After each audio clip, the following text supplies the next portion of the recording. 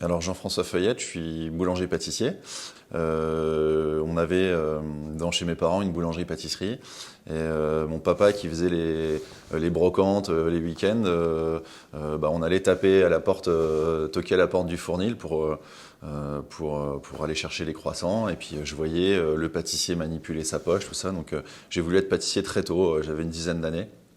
Et du coup, à la maison, je prenais tout ce qu'il y avait dans les placards pour faire des tartes, des gâteaux qui ressemblaient pas à grand-chose d'ailleurs, mais j'ai tout de suite su que je voulais être pâtissier. Pour moi, quand on m'a dit à 16 ans, 15 ans, tu peux en faire ton métier, pâtissier c'est un métier. Enfin, pour moi, c'était faire des gâteaux, c'était pas du tout un métier. Enfin voilà, c'était avant tout du jeu et du plaisir.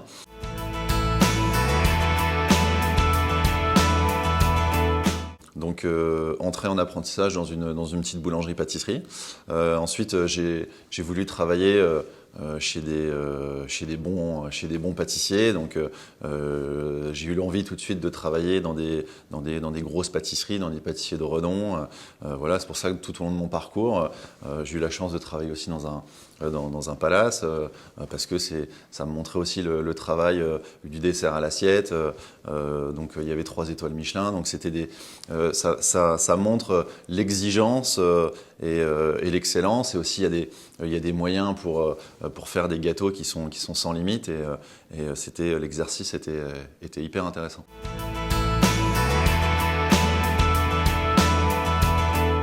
À l'époque, moi vraiment le pâtissier où je rêvais vraiment de travailler, c'était Pierre Hermé. J'étais un fan de ce qu'il faisait, et je voulais absolument travailler chez lui, et j'ai eu la chance d'y passer. Et c'était pour moi, ouais, j'ai un peu réalisé un rêve en travaillant chez lui.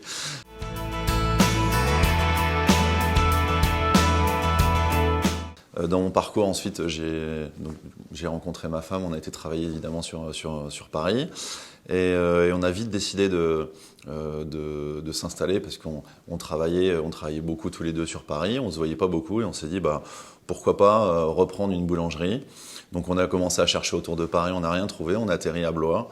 On a trouvé une petite boulangerie pâtisserie qui nous a charmés au pied du château de Blois.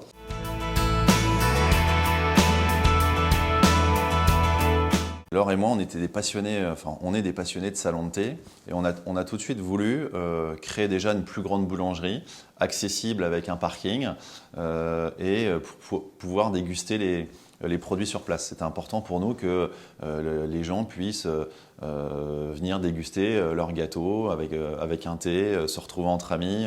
On a voulu faire de la boulangerie un lieu de vie.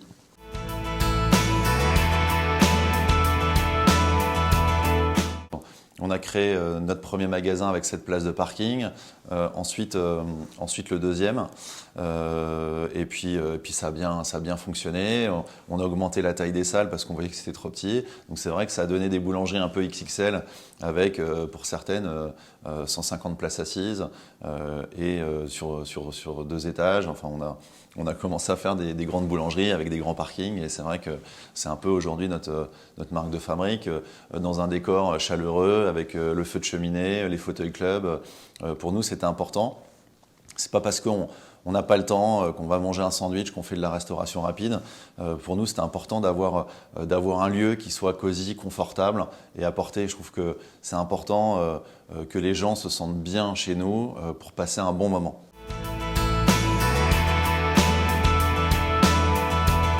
Les macarons prennent beaucoup de place dans nos magasins, et c'est vrai qu'on fait beaucoup de macarons parce que c'est un produit que j'aime beaucoup, donc c'est vrai que puis ça nous représente, je trouve ça. Moi, je trouve que le macaron, c'est le compromis entre le bouquet de fleurs et la boîte de chocolat. Quand on ne sait pas si on est invité chez des amis et on ne sait pas s'ils ont prévu un dessert, je trouve ça rigolo d'amener une petite boîte de macarons. Voilà, ça peut faire office de dessert. Je trouve ça. Et puis j'aime beaucoup ce produit.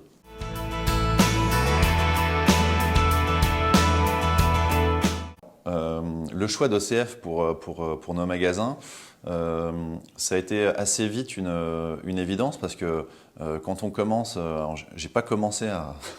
Ma première vitrine n'était pas une vitrine OCF, et quand on passe sur une vitrine OCF, on se rend compte que c'est pas le même produit. Enfin, je dirais, on choisit son camp, hein. La vitrine, c'est l'élément numéro un parce que les gens, pour sublimer les produits qu'on met dans une vitrine, c'est important que l'éclairage soit parfait. C'est important que, moi, il y a un détail c'est la vapeur d'eau, enfin la buée sur les vitrines. C'est quelque chose qui arrive jamais. Quand je rentre dans une boutique et que je vois, enfin qui est pas la mienne, et que je vois qu'il y a de la vapeur d'eau la buée sur les vitres, je me dis qu'ils n'ont pas dû travailler avec OCF.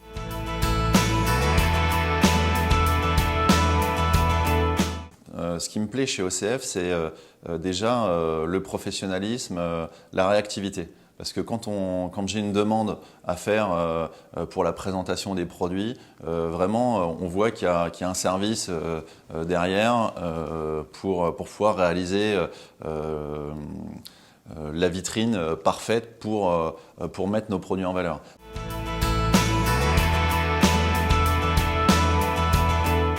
Déjà de réussir dans la multiplication des magasins à maintenir toujours cette qualité. Voilà. La qualité du produit, c'est quelque chose qui est important.